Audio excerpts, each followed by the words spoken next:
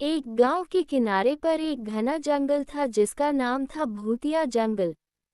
जंगल के अंदर का रास्ता इतना भयानक था कि सूरज की रोशनी भी वहां तक नहीं पहुंच पाती थी।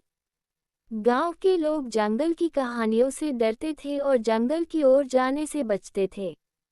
कहा जाता था कि जंगल में एक बहुत पुरानी और जर्जर हवेली खड़ी थी, जिसमें एक राजा की आत्मा रहती थी। राजा अपनी मौत से कुछ ही दिन पहले आशीर्वाद प्राप्त करने के लिए उस हवेली में गया था, लेकिन वह वापस नहीं लौटा और उसकी आत्मा वहीं कैद हो गई। एक दिन गांव में एक साहसी युवक अर्जुन आया। उसने गांव वालों से जंगल के बारे में सुना और उसने ठान लिया कि वह रहस्य की पड़ताल करेगा।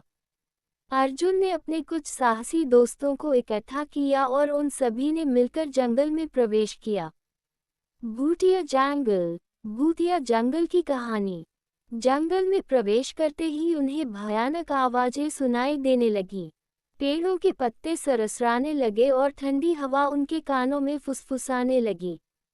अर्जुन और उसके दोस्तों ने हिम्मत जुटाई और आगे बढ़ते रहे। रात होते होते वे हवेली तक पहुंच गए। हवेली से एक अजीब सी रोशनी निकल रही थी। उस रोशनी को देखकर वे सभी समझ गए कि यहाँ कुछ अलौकिक है। उन्होंने हवेली के अंदर कदम रखा और देखा कि हवेली के अंदर का दृश्य किसी रोशन महफिल की तरह था। हवेली के मध्य भाग में एक बड़ा हॉल था, जहाँ राजा की आत्मा को शांति पाने के लिए पूजा की जाती थी।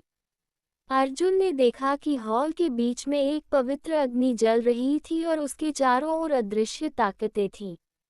अर्जुन ने समझ लिया कि अगर उसे राजा की आत्मा को शांति दिलानी है तो उन्हें पूजा में खुद को शामिल करना होगा।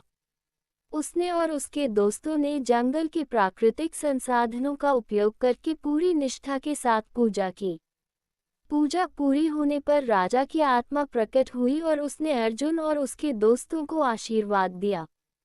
राजा की आत्मा मुक्त हुई और जैसे ही वह ऊपर आकाश की ओर बढ़ी, पूरे जंगल में एक अजीब सी शांति छा गई। गांव वाले जब ये दृश्य देखने के लिए जंगल की ओर दौड़े, तो वे हैरान रह गए। उन्होंने देखा कि जंगल का अंधेरा नर्म हो गया था और पत्तियों की सरसराहट मानो किसी सुखद संगीत में बदल गई थी।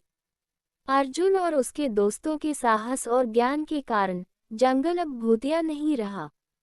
लोगों ने उन्हें अपना हीरो माना और भूतिया जंगल अब एक पवित्र जंगल के रूप में जाना जाने लगा। कहानी से ये सीखने को मिलता है कि साहस और सच्चाई की राह पर चलने वालों का मार्ग ईश्वर हमेशा प्रशस्त करते हैं।